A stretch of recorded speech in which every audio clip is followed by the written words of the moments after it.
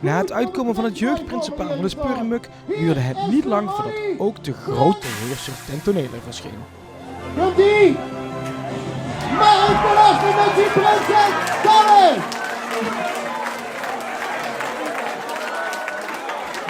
Geboren en getogen in dit prachtige Deurenpoelderen.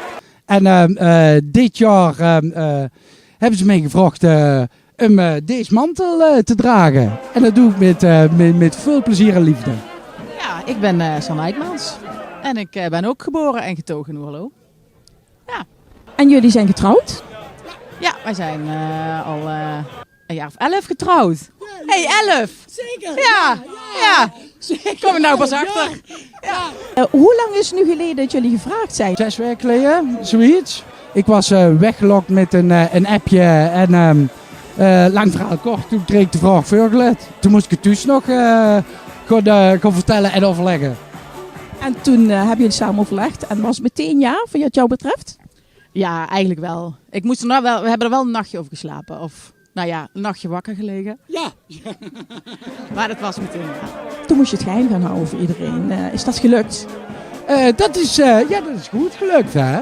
Ja, het valt niet altijd met. Dus met name als je rechtstreeks vragen krijgt. Maar uiteindelijk, lang verhaal kort, dat is gelukt. Ja. Dus het was vandaag echt wel voor iedereen een verrassing. En bij jullie de ontlading, denk ik. Want je mag het eindelijk kom je uit.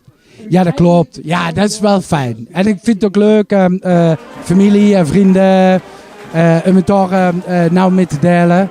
En de reacties die je dan terugkrijgt als het zo'n verrassing is fantastisch. Ja. Wanneer hebben jullie het de kinderen verteld?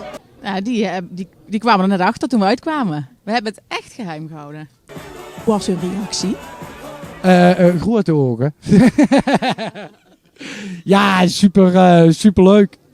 Ja, dus heerlijk. Ik denk dat ik het komende dag nog wel ervan ga huren. Staat er veel op het programma? Eerlijk gezegd, ik heb geen idee. Het is mij verteld, maar op dit moment staat het niet op mijn netvlies. Maar ze hebben mij verteld dat ik een gigantisch goede raad heb. Dus die zullen mij op dit influisteren van tonen meer moet aantreden. De Polonaise slingert, de bierpomp gedaan. Hey Spurrimukken, wij komen eraan!